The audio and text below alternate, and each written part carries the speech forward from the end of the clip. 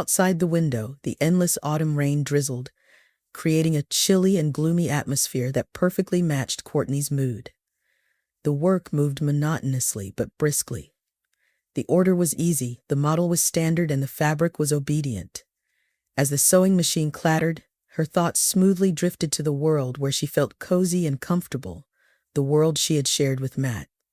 Those had been the best 10 years of her life with her beloved husband. She hadn't needed to spend hours on the sewing machine just to make ends meet.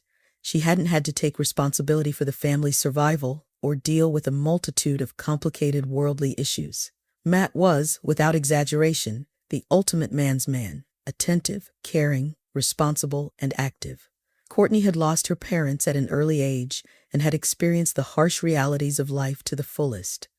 But after meeting Matt, she had felt like a little girl again, protected from adversity by a strong wall. And for all 10 years, that wall had never failed.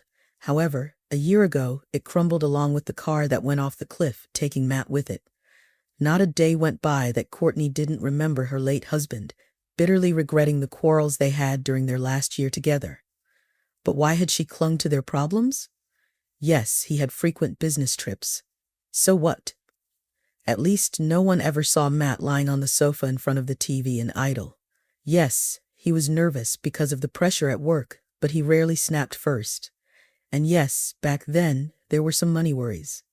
But what were they compared to what she had now? So why had she become so intolerant? After all, Matt had always avoided conflict, even escaping to their summer house for a week to prevent arguments. He had a really difficult job, with enormous responsibility, trying to find a subcontractor to fulfill the order and maintain quality, all within the required time frame, without leading the company into losses. There was a lot of money in circulation, and Matt was responsible for it. Thinking like that, Courtney didn't notice how her tears dripped on the thin fabric of her unfinished blouse, leaving wet, blurred spots on it. Why does the epiphany always come so late? Why do we truly begin to appreciate only what we have irrevocably lost? Courtney bitterly realized that no one would take time out of their busy schedule to just ask, "Dear, how are you?" But dear Matt called even from the other end of the country and from hundreds of kilometers away. You could hear in his voice how tired he was at that moment.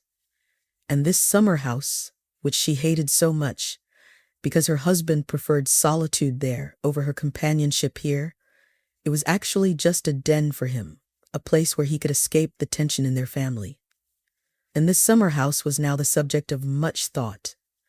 Money was catastrophically lacking, because the earnings from sewing were little, and then there were these loans with the interest too. Unbearable. In the end, the woman could end up without an apartment. During the time that Courtney was recovering from the worst depression after Matt's death, no one took care of these loans, and the interest was steadily growing.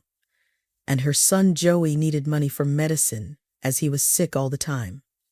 Therefore, deep inside, Courtney understood that the question with summer house selling has already been answered.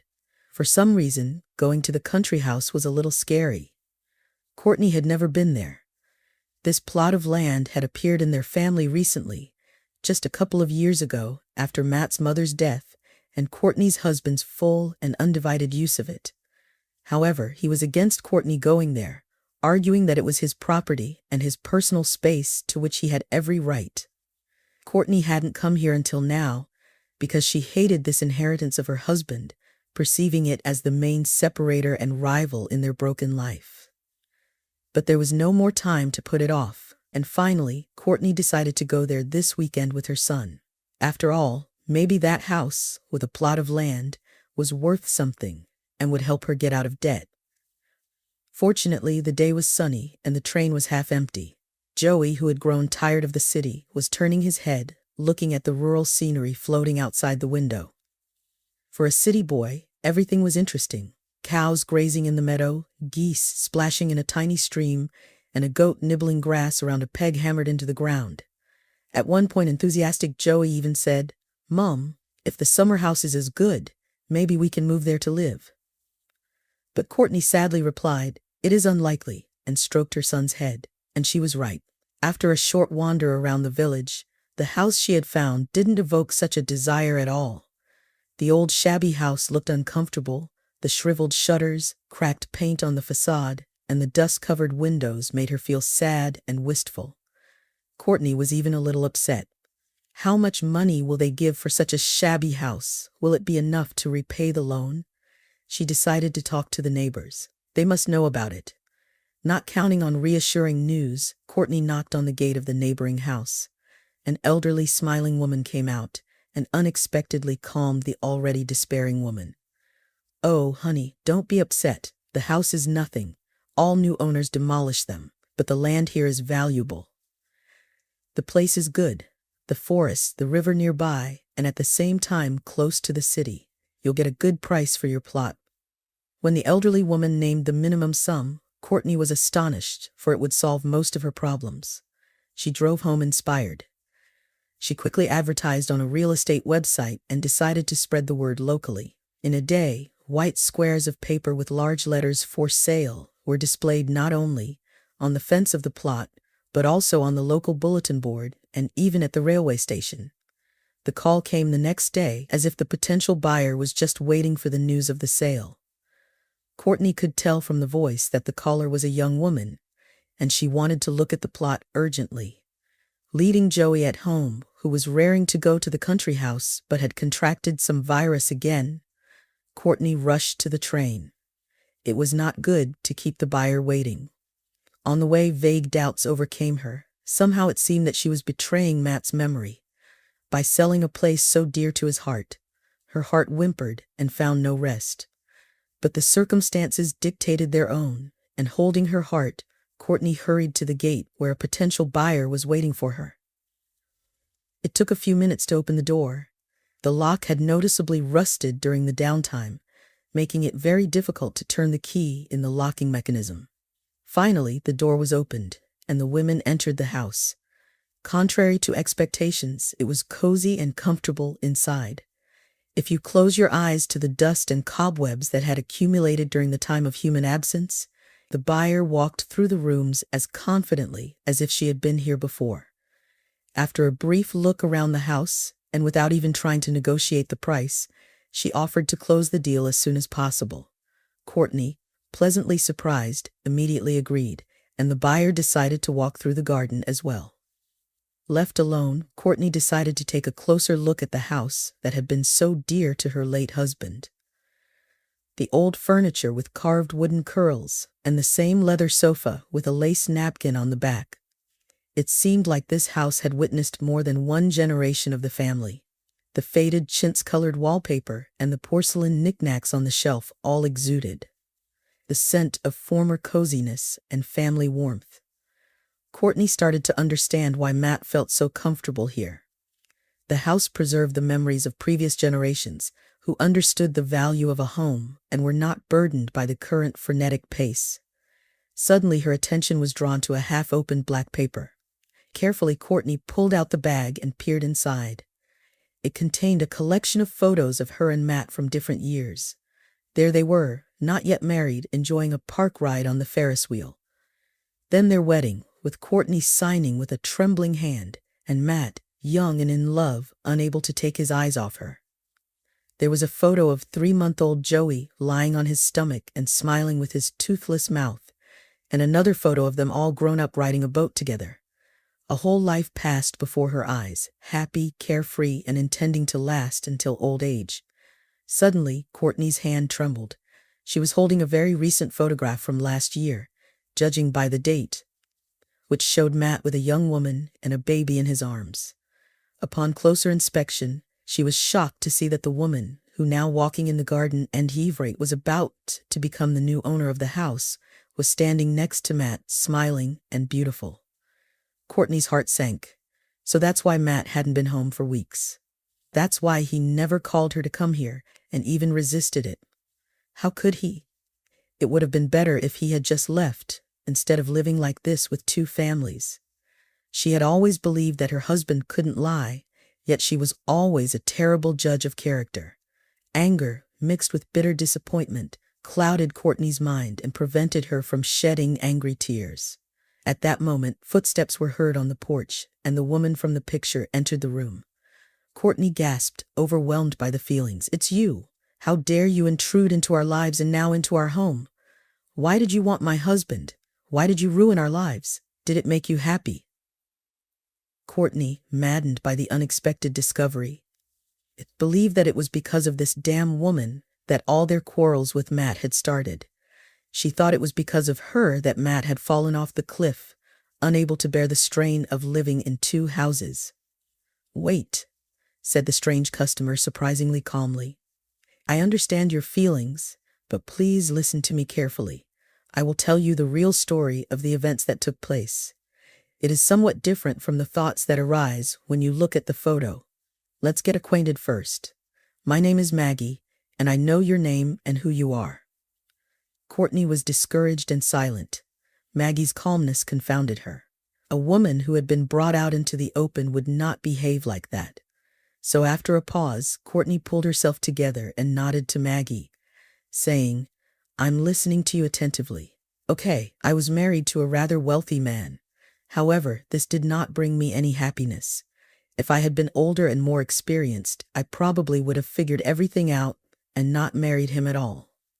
But I was completely naive, and he was self-confident, self-sufficient, determined, and much older than me.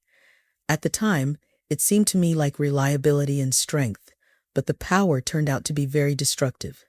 Rapidly after the wedding, the gallant cavalier turned into a domestic despot. He considered me as much his property as his house, his car, and his firm. Even the security guard had more personal independence because he could resign from his job. I was condemned, sentenced to hang on his every word, sentenced not to have any opinion of her own, but only to listen with the instinct of a chained animal to all the nuances of his mood. I couldn't have anything personal, no friends, no relatives, no interests, not even pocket money. Only he, my lord and master. At first I loved him, attributing his difficult behavior to the challenges he had faced, and even naively hoped to soften him with my love. But all hope abandon ye who enter here. It turned out to be a complete utopia. I still don't know exactly what in his life caused such inferiority and thirst for absolute and despotic power. At first the hardships were only mental, and then he began to assault. That was the first time I tried to leave, but I was caught halfway and brought back. For science, I still have a scar from a cut with the broken whiskey bottle, and then I realized I was pregnant. My husband slowed down for a while. No, there was still no freedom, but I tried to keep my fists to myself. In due time, David was born, a strong, healthy boy, and then it started. In his opinion, sometimes I didn't smile warmly enough when my husband returned. Then I was too busy with the child and didn't listen very attentively. Then I dropped the fork while handing it to him. The punishment followed instantly, and it could be anything. The fear for David, that he would be left without me in the clutches of this monster, grew every day like an avalanche. And one day, this avalanche broke loose. I accidentally smashed his favorite statue of an Indian dancer while cleaning. He could contemplate it for hours, and it always brought this despot to a relatively peaceful state. I couldn't imagine what would happen to me. Horrified, I grabbed the child and ran out of the house. And where could I run to? Security was everywhere. Fortunately for me, there was a shift change, and the guard, who had just finished his shift, drove his car to the gate. Taking advantage of his conversation with the new shift worker, I quietly got into the trunk unnoticed. The chances of escape were of course slim, but even one chance meant a lot to me. The car started moving, and thankfully, David fell asleep. After a while, I realized from the sounds that the car had stopped at a gas station, and the guard went to pay for gasoline. I couldn't wait any longer. I opened the trunk and jumped out in front of the astonished gas station attendant on the ground, running away with the baby in my arms. There was a railway station nearby, and I managed to jump onto the train that was already prepared to depart. The gas station attendant apparently preferred not to get involved in a strange case, so there was no pursuit either along the train or at the next station. But I wasn't eluded. As soon as my husband returns home, he will immediately order a review of the security cameras and send his people on our trail. Therefore, after recovering a little, I got off at an unfamiliar village after a couple of stations. It was getting dark. Slowly the rain began to fall. I walked along the side of the road with a whimpering David, having absolutely no idea what to do. Suddenly a car slowed down nearby. I was startled, but the man behind the wheel was alone and politely asked if he could help me with anything. I had no other choice. I got into the car at my own risk and told my story without hiding anything. Matt brought us to this house and told us to settle down for the night, and then he asked me to live here. I swear we never had a relationship. He was loyal to one woman and loved only you. He was also deeply concerned about your family's frequent quarrels. Despite his outward masculinity, he was vulnerable. He would often show me your family photos and reminisce about the smallest details of your life. Perhaps it was easier for him to trust me as a stranger. He had a secret hobby in this house, which he was ashamed of and considered almost a weakness. Once, trying to cope with a bad mood, Matt tried to carve a wooden piece and got carried away. Interestingly, the more troubled he felt, the more beautiful the wooden figures turned out to be. His main focus was on creating natural-looking beasts. He even attempted to sell them, and they were quickly bought at good prices. That's how I quietly and secretly lived here, until I learned that my husband had a massive stroke during another fit of rage, rendering him helpless, like a child. I immediately arranged for him to be placed in a private clinic, and now I am the legal manager of his funds, due to his complete incapacity. "So what do you need this summer house for now?" asked Courtney, who had become subdued. As a memory, a reminder of the misfortune, the good man, and the fact that desperate determination sometimes yields results. It is also a testament to the fact that real miracles can be performed by ordinary people. He returned home in a sad and contemplative mood. How poorly she knew her own husband. Even a complete strange woman had gotten a better look at him than she had. Matt, it seemed, was almost afraid of appearing weak to his wife, and not living up to his reputation as the invulnerable head of the family. He even kept in secret his creation of wooden figures of animals, to avoid nagging from his wife. When they had a figurine, one that Matt had given Joey shortly before his death, it was a large carved bear standing on its hind legs. The bear raised its front legs as if warning of a possible attack or preparing to defend itself. Despite the dynamic pose, the bear was still cute and good-natured. Apparently, her husband liked the toy very much and didn't sell it. He claimed to have bought it at a market. It's like this. You live with a man, and it turns out that you live not in one world, but in two parallel ones. The deal for the plot was done quickly, and all the paperwork was in order. But after the sale, the two women, bound by a common memory, didn't want to part ways. Maggie often invited Courtney to the summer house, much to the joy of Joey. They spent their good time having lovely conversations, making jam from apples, strawberries, and sharing. Due to the lack of siblings, Joey took on the role of a caretaker for the still young David and gradually became a true babysitter. The money earned from the cottage helped pay off the loans. Overall, life started to improve, and the sharp pain of loss slowly gave way to Courtney's lighter, memory-filled sadness. However, they still didn't have enough money to live on. Courtney had been trying to find a better-paying job, but so far she had not succeeded. She felt out of touch as life moved forward and required new skills that she didn't possess. She had to urgently come up with something. Courtney firmly rejected all of Maggie's attempts to help with money. It was enough buying this summer cottage, where she and Joey regularly visited on an equal footing with the new owner, as if they had never sold it at all. One cloudy autumn day, while preoccupied with thoughts of their survival, Courtney suddenly heard a loud knock and Joey's desperate wailing. Rushing into the room with her heart pounding, she discovered a carved wooden bear with a broken paw that had fallen from the shelf, and her son sobbing inconsolably over the damaged toy.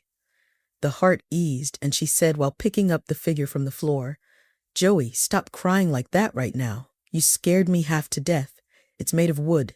You can glue it back together." Curiously, but the figurine was hollow inside. Intrigued, Courtney shone the flashlight on her cell phone and looked inside. To her surprise, she found money wrapped in a tube, along with a printout from a website selling handmade works. Overwhelmed, Courtney quickly sat down in a chair. Matt, you're still helping your family even after your death. Why did you hide your talent? The carvings you made with love brought in so much money. I guess you wanted to surprise your son later when he's all grown up, but you didn't have time." Unable to contain her emotions, Courtney covered her face with an apron and burst into tears, releasing the sorrow from the depths of her soul. The broken bear figurine became the catalyst for Courtney to start her own small business. After much consideration, she made a seemingly unprofitable decision. Courtney chose to sell flowers. Yes, it was a demanding and fickle product, but it was also familiar and close to her heart. Courtney had loved flowers since childhood, planting them in abundance on windowsills, in the entrance garden, and in her grandmother's front yard. Flowers were like special creatures to her, each with their own unique traits and even moods. She could talk to them, sing soulful songs to them, care for them, and witness their buds and young leaves bloom in response. Courtney firmly believed that success could only be achieved in a business that one truly loved. Therefore, she chose to focus on flowers, both indoor and cut flowers. Soon, Courtney opened a pavilion in town. From its windows, tight rosebuds, carnation blooms, sunny gerbera caps, and a variety of azaleas, orchids, violets, gardenias, and other exotic flowers from warm tropical countries looked out on people. The trade flourished. Courtney, knowing the character of each plant, willingly shared secrets and care tips with customers. She mastered the art of creating floral compositions and immersed herself in studying the peculiarities of flower sales. Her innate taste and sense of style became invaluable assets. The compositions she created were exquisite and unique.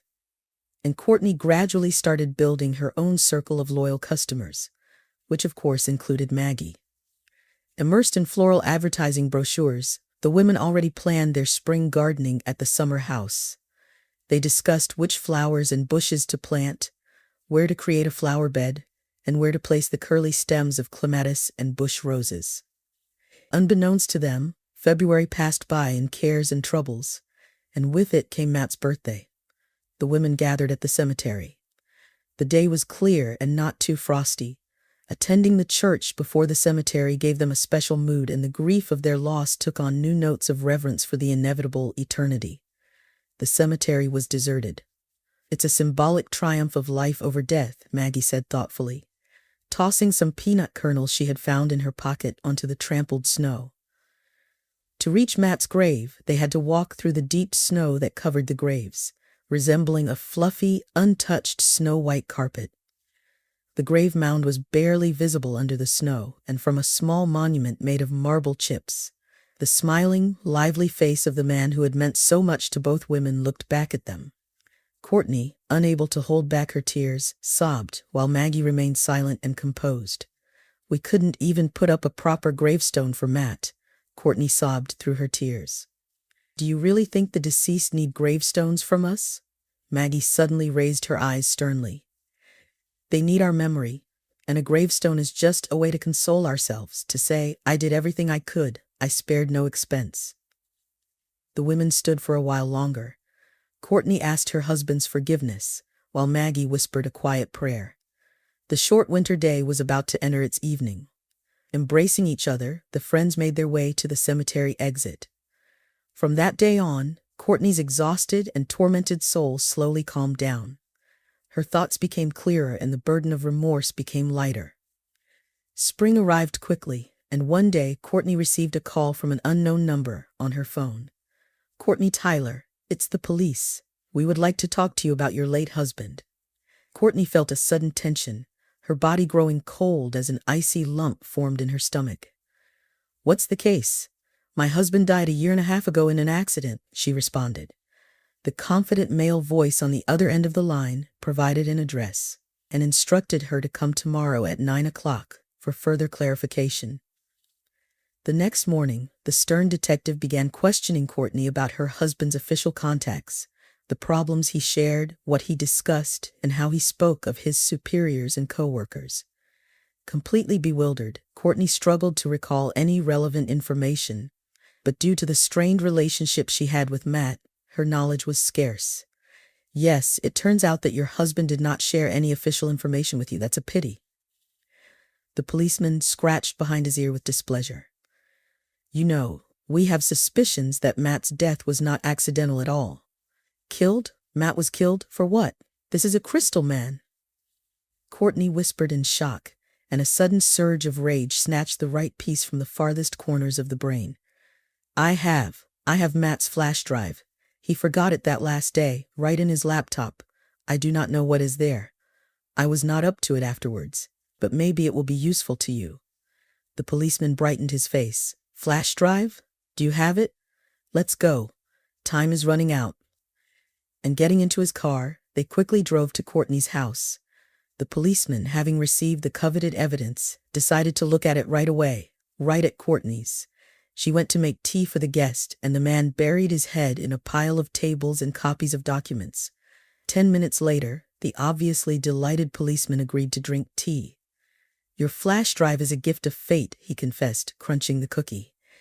I was afraid that I got another unsolved case. I had some suspicions, but there was no concrete evidence to hold on to.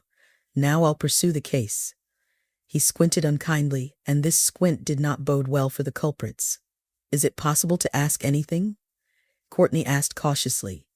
Frankly speaking, it is impossible, the man confirmed. We will see this case through to the end, and then you will find out everything. To fill the impending silence, he asked, is it difficult for you and your son without a breadwinner, perhaps? It's not like that anymore, Courtney replied. I managed to open a flower kiosk. If you come to my shop, I'll put together the best bouquet for your wife. The policeman suddenly frowned. A bouquet won't be necessary. I buried my wife 3 years ago. Ectopic pregnancy, bleeding. We couldn't save her. Now my Benny and Tommy are growing up without a mother. You have sons? Courtney asked. Not just sons, but twins, the man smiled. Well, I must be going. Thank you for the tea. If there's anything else I can do to help, Courtney stammered. Oh, I don't even know how to address you. My name is Gunter, the policeman smiled and hurried to the car.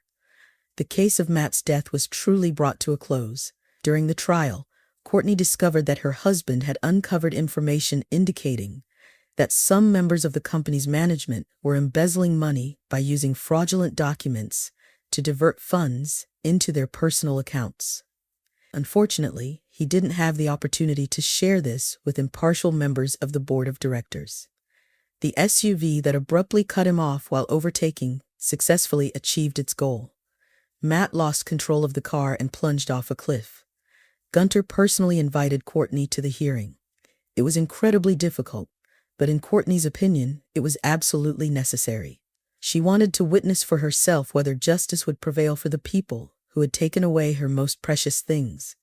This time justice had prevailed, as the evidence was undeniable. However, to her surprise, Courtney did not feel much relief. Matt won't come back anyway, and she believed that these people were blind men playing with each other's lives and unrepentant. A few months later, Courtney was cleaning up the withered grass on Matt's grave. This time she was alone. For a long time she had been tormented by one question with no definite answer. Finally she gathered the courage to speak to her dead husband, looking at his smiling picture on the monument. Matt, please don't take offense, but I have to tell you something. The policeman who was involved in your case and gathered evidence against all the culprits, well, he proposed to me. He's a widower too and is raising 2 boys on his own. It wouldn't be good for them to grow up without a mother, and Joey is growing up. He could use a strong father figure. Gunter, he's a good and reliable man. Matt, would you be upset if I accepted his proposal? Courtney stared intently at her husband's picture, as if he could truly answer her. But Matt's smile remained the same, forever cheerful and young. Gradually, the tension that had built up inside her began to dissipate, replaced by the calm confidence of someone who had made the right choice in life. I'll try to be a really good wife this time, Courtney thought, as she raked the gathered grass into a bag and placed a bunch of bright crimson terry asters on the gravestone. I'll try to be a really good wife this time.